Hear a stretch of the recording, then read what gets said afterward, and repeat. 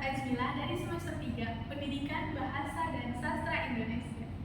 Di sini saya akan memaparkan materi mengenai teks debat dalam pembelajaran bahasa Indonesia untuk memenuhi tugas ujian akhir semester mata kuliah profesi kependidikan oleh dosen pengampu Bapak Karim Pamela, MM.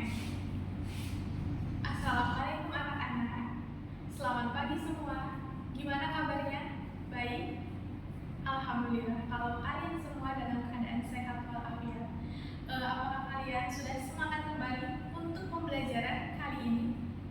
Ya, kita akan belajar tentang mengenai materi debat, teks debat dalam bahasa Indonesia. Teman-teman, kalian pernah gak sih mendengar kata debat sebelumnya? Pasti gak asing lagi ya mendengar kata debat. Debat, tanpa disadari, kita sering melakukannya, bahkan dengan teman kita sendiri. Oleh karena itu, pada kesempatan kali ini saya akan menjelaskan materi tentang debat. Bagaimana sih debat yang baik dan benar itu? Oke, lanjut saja kita ke pengertian debat. Debat berasal dari bahasa Inggris.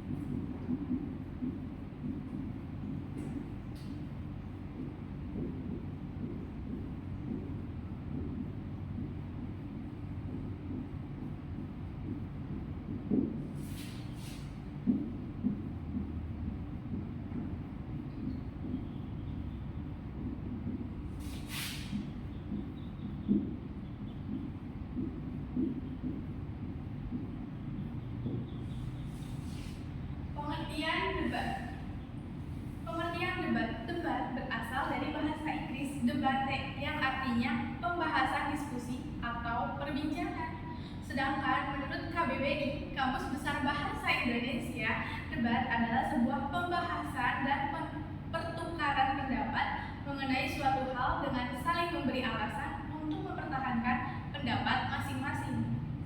Jika mengacu pada definisi tersebut, disadari atau tidak, kita pasti tentu saja pernah melakukan debat dalam kehidupan sehari-hari. Mengapa? Karena setiap orang selalu memiliki perbedaan pendapat dengan orang yang lainnya. Bahkan kita tak perlu repot untuk mencari lawan debat. Teman kita sendiri bahkan tanpa kita sadar sudah menjadi lawan debat kita. Misalnya saat kita akan pergi jajan di tempat istirahat ke kantin, teman kita mau jajanan A, sedangkan kita mau jajanan B. Biasanya kalau anak perempuan itu kan suka diantar, Pak, saling mengantar.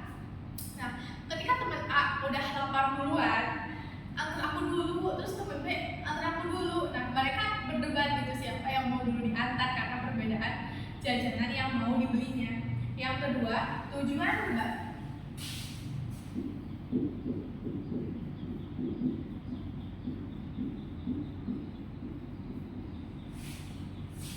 Di sini tujuan debat dibedakan menjadi dua, yaitu satu, untuk memenangkan argumentasi diri atas orang lain. Dalam berdebat, kita menunjukkan kebenaran argumentasi agar ide kita diterima sebaiknya.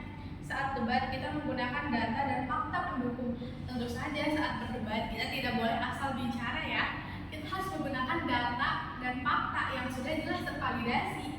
Yang kedua, tujuan debat yaitu untuk saling bertukar gagasan yang lebih baik.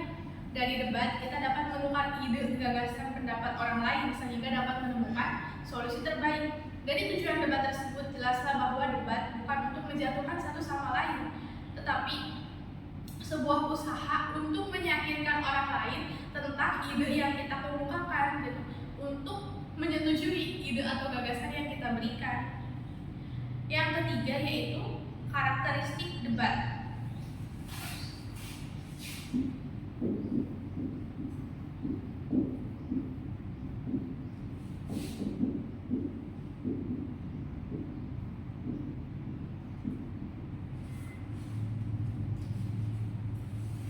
Adapun karakteristik debat. Satu, dalam debat tentunya tidak mungkin dilakukan satu orang.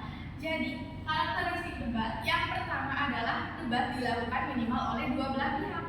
Yang kedua, berbentuk komunikasi langsung atau bertatap muka. Yang ketiga, menyangkut semua tema yang mengandung konflik permasalahan dan perselisihan. Misal, tema yang diambil dari debat yaitu adalah setuju nggak sih pada awal tahun 2025 nanti pajak akan dinaikkan menjadi 12%. Nah, itu harus diperbincangkan lagi ya. Apakah nantinya akan berdampak apa kepada ekonomi ketika pajak itu naik menjadi 12%? Seperti itu. Yang keempat, menyelesaikan permasalahan tersebut melalui adu argumentasi dengan saling meyakinkan disertai data dan fakta. Tentunya salah satu karakteristik debat yaitu menyelesaikan permasalahan yang tentunya juga harus diyakinkan dengan adanya data-data yang valid dan fakta yang valid. Yang kelima, dalam debat tidak diharuskan untuk semuanya sepakat. Ternyata tidak harus ada kesepakatan atau pendapat yang sama di akhir debat. Artinya, itulah yang membedakan diskusi dengan debat. Kalau diskusi diakhiri dengan kesepakatan, karena debat ini berisi saling mempertahankan argumen, jadi sering dianggap menegangkan, sering dianggap penuh kericuhan, sering dianggap kaku, bahkan selalu ada kerusuhan di dalam debat. Nah, agar terhindar dari hal-hal seperti itu, kita harus menerapkan etika. Nah, mari kita bahas apa saja sih etika dalam debat itu. Yang keempat,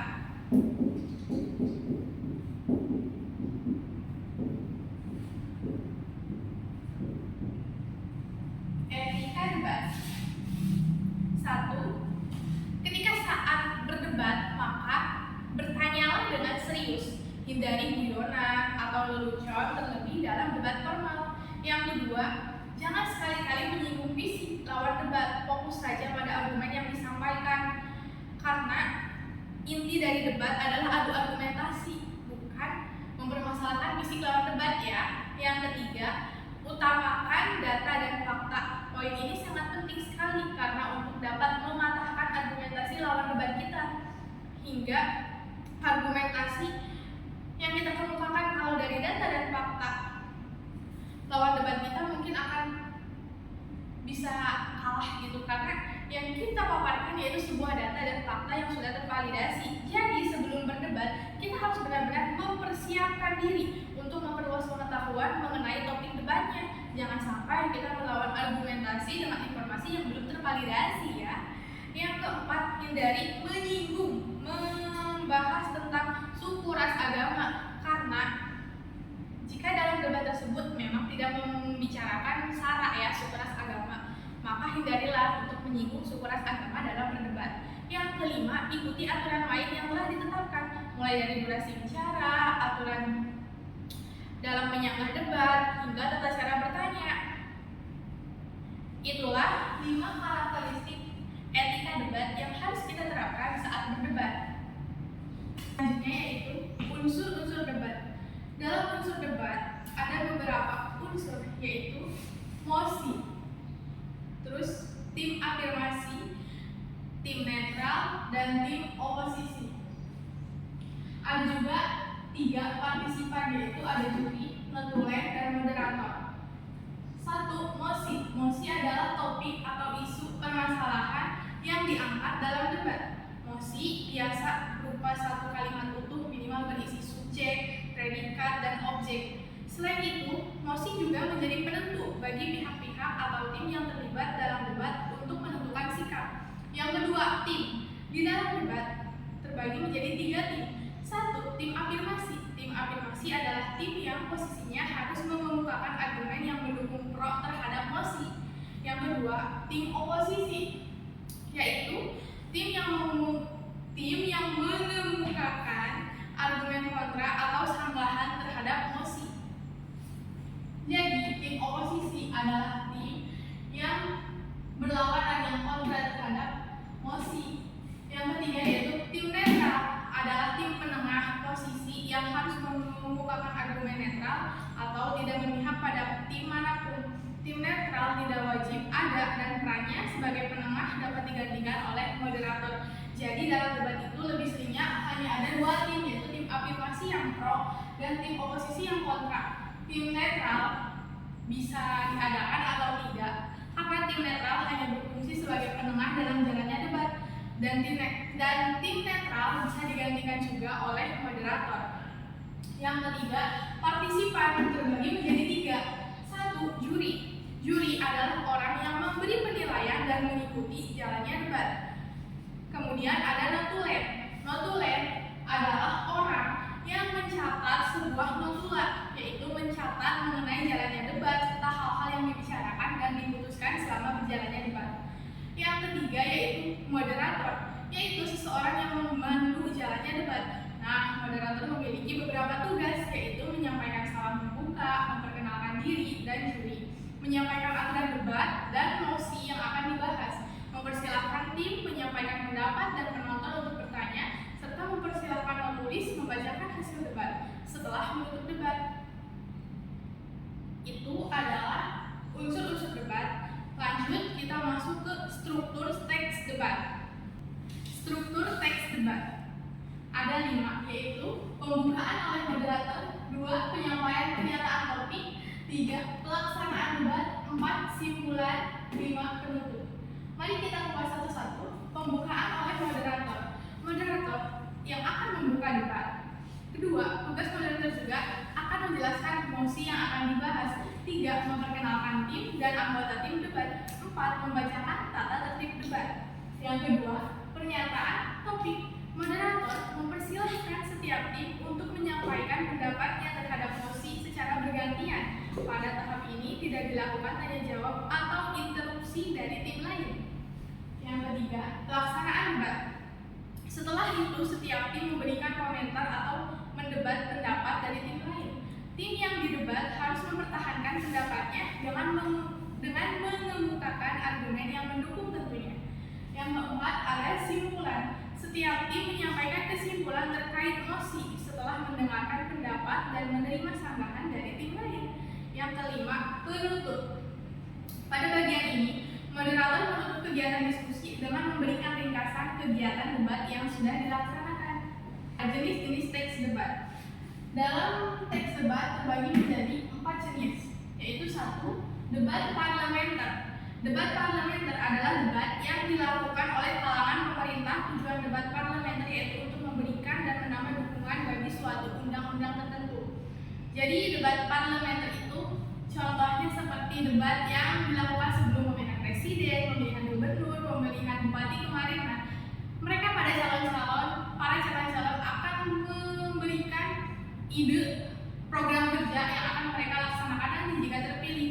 Biasanya dilakukan debat dan itu namanya termasuk jenis debat parlementer. Yang kedua, debat kompetitif. Debat kompetitif adalah debat yang sengaja diselenggarakan untuk kepentingan perlombaan. Debat kompetitif bertujuan untuk menghasilkan keputusan dan pengembangan kemampuan mengutarakan pendapat secara logis, jelas, dan struktur. Debat kompetitif biasanya dilakukan oleh anak SMP, SMA gitu ya, hanya untuk kompetisi dan untuk mengasah kemampuan berpikir kritis. Yang ketiga, debat konvensional. Debat konvensional adalah debat formal atau debat pendidikan, adalah debat yang bisa dilakukan oleh siapa saja secara umum. Tujuannya yaitu untuk memberikan kesempatan bagi kedua tim pembicara untuk mengungkapkan sejumlah argumen yang mendukung atau menambah suatu usul. Debat konvensional ini dapat dilakukan oleh siapa saja secara umum jika ada permasalahan publik. Contohnya lebih seperti ada yang di tayangan TV, seperti yang Mbak Najwa Shihab, mungkin yang seperti itu. Yang keempat, ada debat pemeriksaan ulang. Debat pemeriksaan ulang adalah perdebatan yang dilakukan dalam proses hukum. Debat ini digunakan untuk mencari kebenaran dalam suatu kejadian. Ketika seseorang terjerat hukum, maka hakim tidak langsung saja memutuskan hukuman, maka dia akan diperiksa dan dikaji ulang dulu apa kebenaran dan kesalahannya. Itulah jenis-jenis teks dalam debat. Ada 4 jenis. Dan mungkin sekian materi debat yang dapat saya sampaikan untuk